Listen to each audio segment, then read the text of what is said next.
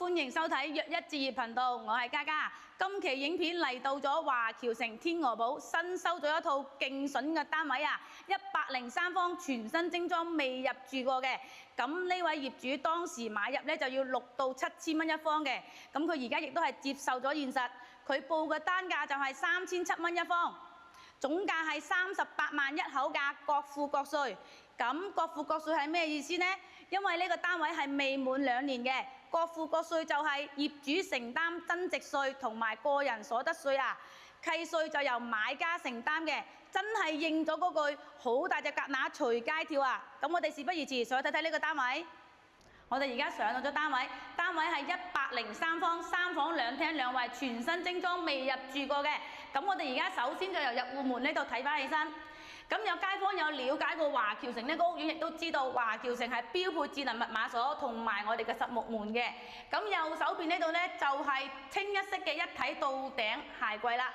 咁呢個鞋櫃嘅顏色呢，會比起華僑城屋苑前幾期嘅顏色會好睇好多，因為佢係原木色搭配嘅，比較時尚同埋新潮少少。咁我哋翻過嚟呢邊啦，就睇翻我哋嘅飯廳先。咁我哋嘅飯廳呢，開間大概係去到3.6米左右嘅，喺呢個位置如果係擺一張6到8人個圓台或者係長方形嘅餐台，都係一啲都唔窄嘅。再過來再睇翻我哋個廚房，咁我哋個廚房就係標準嘅7字形廚房啦，預留咗我哋冰箱嘅位置㗎啦，亦都有我哋華僑城標配嘅廚房3件套。同埋我哋個地櫃，仲有我哋個吊櫃嘅。咁華僑城標配個地櫃同埋吊櫃呢，都係用木板做嘅，就唔係話用大理石啦。咁翻過去少少，亦都睇到我哋個生活陽台啦。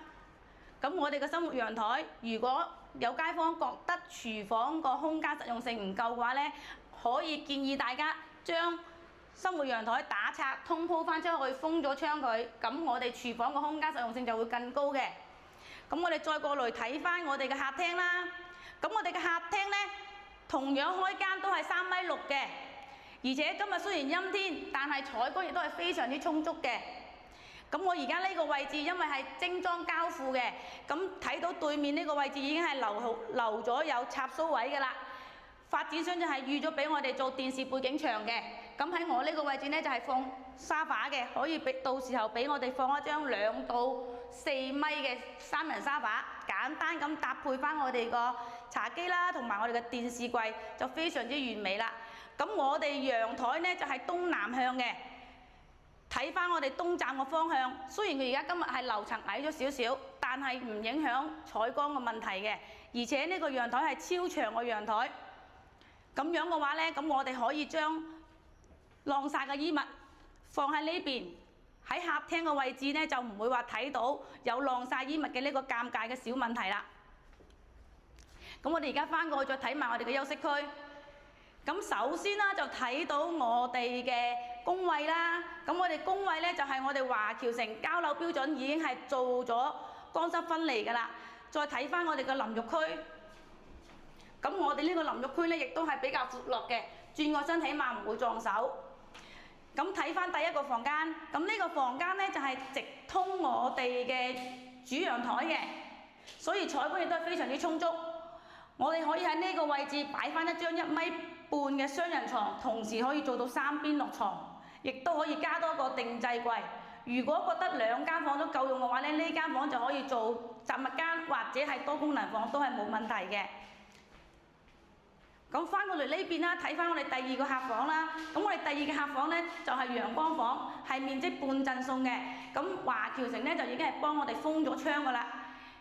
有街坊有留意到其他屋苑，如果係陽光房嘅話呢，佢係冇封窗嘅。咁而家華僑城幫你諗埋做埋。翻過去我哋再睇埋我哋嘅主人房。咁我哋嘅主人房呢，主衛亦都係做咗乾濕分離㗎啦。睇翻主人房嘅休息區，主人房大概有15個方左右嘅，而且採光亦都係非常之充足。喺我呢個位置嘅話呢，到時係可以擺翻一張1.8米嘅雙人床，亦都係可以做到3邊落床嘅。同樣華僑城呢度呢，就已經係打拆咗飄窗嘅，所以睇到呢，我哋個空間係大咗好多。好啦，最後再同大家總結一下呢個單位嘅情況。咁啊，呢個單位係華僑城天鵝堡103方3房2廳2衛，全新精裝未入住過嘅。而家業主報價就係38萬一口價，各付各稅，只需要自行添置啲家私電器就可以入住啦。如果有街坊想翻嚟肇慶置業，預算又係得30零個嘅話咧，呢套亦都係一個唔錯嘅選擇啊！如果有街坊想持續關注肇慶樓市，可以訂閱我哋頻道。同樣有肇慶嘅街坊需要放租或者放盤，都可以隨時聯繫我哋㗎。今期節目就到呢度，下期再見，拜拜。